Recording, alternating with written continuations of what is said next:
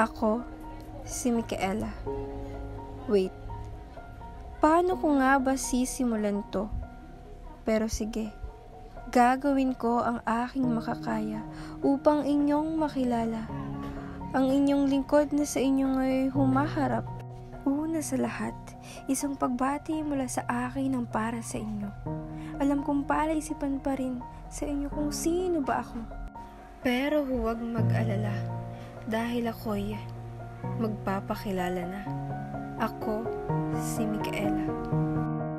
Micaela Marie Notorio Coros.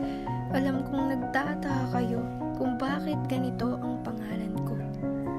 Ayon sa aking nanay, si tatay ang nagbigay sa aking nagkagandahang pangalan. Ngunit sa hindi inaasahang pagkakataon, siya'y lumisan nang wala ng balikan.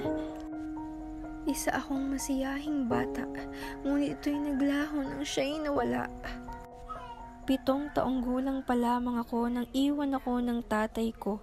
Iniwan niya ako ngunit kailanman hindi na babalikan pa.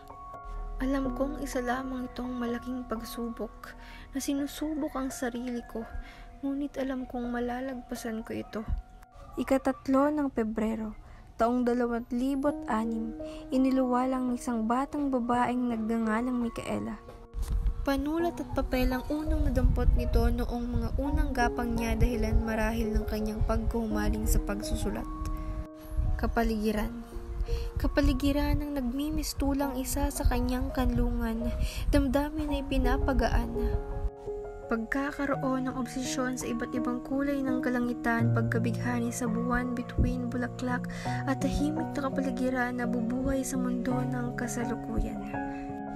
Pagdating sa usaping pangarap, ay wala na akong ibang pinapangarap kundi ang makapagtapos sa aking pag-aaral, maging isang matagumpay na mag-aaral bilang handog sa aking mga magulang na nangangarap para sa akin.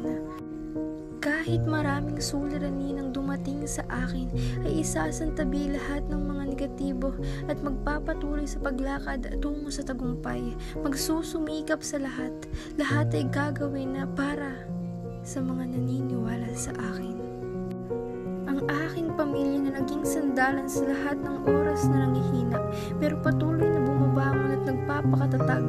Lahat ay kakayanin, dumating man ang lahat ng suliranin. Isang dalagang may lakas ng loob sa kahit anong pagsubok, malabong mapasuko dahil Diyos ang aking Panginoon.